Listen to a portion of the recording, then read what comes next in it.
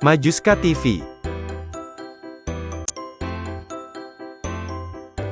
Belajar bersama SMP Muhammadiyah 7 Kandang Sapi Surakarta. Disusun oleh Sartini Sarjana Pendidikan, Guru Bahasa Indonesia, SMP Muhammadiyah 7 Surakarta. Diedit oleh Hendrik Triprasetyo, Guru IT SMP Muhammadiyah 7 Surakarta. Assalamualaikum warahmatullahi wabarakatuh. Halo adik-adikku yang kami banggakan. Apa kabar hari ini? Semoga baik, sehat, dan selalu dalam lindungan Allah Subhanahu wa Ta'ala. Hari ini kita akan belajar bahasa Indonesia tentang berita.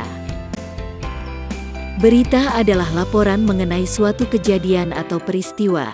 Berita dapat diberikan melalui banyak media yang berbeda, seperti dari mulut ke mulut, percetakan, sistem pos, penyiaran, komunikasi elektronik, atau melalui kesaksian para pengamat dan saksi peristiwa. Dalam menyusun suatu berita, kita harus memperhatikan pokok-pokok atau unsur-unsur sebagai dasar penulisan suatu berita. Adapun pokok-pokok atau unsur-unsur suatu berita adalah 5W dan 1H atau dapat disingkat dengan adik Simba. Untuk W yang pertama adalah what atau apa. Suatu berita harus memberikan informasi apa yang akan disampaikan kepada pemirsanya. W yang kedua adalah where atau di mana. Suatu berita harus menyampaikan secara jelas tempat di mana peristiwa atau kejadian itu berlangsung. W yang ketiga adalah when atau kapan. Berita harus menyampaikan kapan kejadian atau peristiwa itu berlangsung, sehingga pemirsa dapat mengetahui waktu dari kejadian atau peristiwa itu terjadi. W yang keempat adalah who atau siapa. Berita juga harus menyampaikan dengan jelas siapa saja yang ada atau terlibat di dalam kejadian atau peristiwa yang terjadi. Dan W yang kelima adalah why atau mengapa. Suatu berita juga harus menyampaikan secara detail mengapa kejadian atau peristiwa tersebut dapat terjadi, sehingga pemirsa dapat mengetahui secara jelas penyebab dari kejadian atau peristiwa yang berlangsung. Sedangkan untuk H adalah how atau bagaimana. Suatu berita harus menyampaikan bagaimana peristiwa atau kejadian itu dapat terjadi, sehingga pemirsa bisa mendapatkan informasi secara jelas mengenai kejadian atau peristiwa yang terjadi. Adapun suatu berita harus memenuhi syarat-syarat sebagai berikut. 1. Akurat atau apa adanya. Jadi suatu berita harus menampilkan berita yang benar, sesuai dengan peristiwa yang terjadi.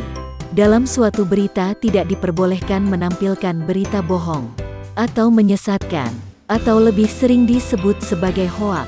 2. Lengkap. Berita diharuskan menampilkan informasi secara lengkap, tidak dipotong, karena akan dapat menimbulkan salah penafsiran, dan dapat memicu kesalahpahaman bagi pembacanya. 3. Jelas. Berita juga harus memberikan informasi sejelas-jelasnya, seperti tempat, sumber, waktu, kejadian, penyebab dan lain-lain secara akurat. 4. Aktual atau terbaru. Berita juga sebaiknya memberikan informasi terkini, sehingga pembaca bisa mendapatkan informasi update dan mengetahui suatu peristiwa yang terbaru. 5. Penting dan bermanfaat. Berita juga wajib memberikan manfaat bagi pembacanya, sehingga pembaca akan merasa tidak sia-sia membaca berita yang disampaikan.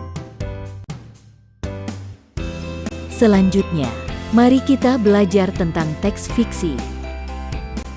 Tahukah kamu apa yang dimaksud cerita fiksi? Apakah kamu pernah membaca sebuah cerpen atau novel? Kalau kamu pernah membaca cerpen atau novel, berarti kamu sedang membaca sebuah cerita fiksi. Nah, untuk lebih jelasnya apa itu cerita fiksi, simak baik-baik uraian berikut ini. Fiksi merupakan sebuah kata yang berasal dari bahasa Inggris fiction, yang berarti rekaan atau khayalan. Cerita fiksi berarti cerita yang tidak terjadi sebenarnya. Secara lebih luas, pengertian cerita fiksi adalah sebuah karya sastra yang bersifat imajinasi atau khayalan dari penulis, dan bukan kejadian yang sebenarnya. Dengan kata lain, Cerita fiksi tidak terjadi secara sebenarnya di dunia nyata, tetapi hanya berdasarkan imajinasi, pikiran, atau khayalan seseorang. Biasanya, suatu cerita fiksi dapat dijabarkan sebagai berikut. 1. Berisi cerita. 2. Sifat imajinatif. 3. Tidak membutuhkan pengamatan. 4. Tidak perlu pertanggungjawaban karena khayalan. 5. Bahasanya kiasan atau konotatif. Hal ini tentu berbeda dengan cerita non-fiksi, yang unsur di dalamnya terdiri dari 1. Berisi kejadian sebenarnya. 2. Bersifat informatif. 3. Membutuhkan pengamatan. 4. Membutuhkan data. 5. Dipertanggungjawabkan isinya. 6. Bahasa denotatif atau sebenarnya. 7. Berisi fakta. Langkah-langkah agar bisa menemukan informasi dalam sebuah teks non-fiksi adalah sebagai berikut. 1. Cermati dan pahami teks. 2. Menentukan tema. 3. Menentukan ide pokok dan pendukung. 4. Mendapatkan informasi dari teks fiksi. Selanjutnya, mari kita belajar bersama mengenai pidato. Pidato adalah pengungkapan pikiran dalam bentuk kata-kata yang ditujukan kepada orang banyak. Hal-hal yang harus diperhatikan ketika kita sedang berpidato adalah 1. Lafal atau pengucapan kata atau kalimat harus jelas. 2. Intonasi atau tekanan dalam setiap kalimat harus tepat. 3. Sikap harus sopan dan tidak kaku. Berikut ini ada beberapa cara yang bisa kita gunakan saat berpidato. 1. Pidato dengan memakai naskah. 2. Pidato tanpa naskah. 3. Pidato dengan membawa kerangka pidato dan mengembangkannya saat berpidato. Ada beberapa hal yang harus dilakukan sebelum menyusun kerangka pidato. 1. Menentukan tema. 2. Mengetahui untuk siapa pidato itu akan disampaikan.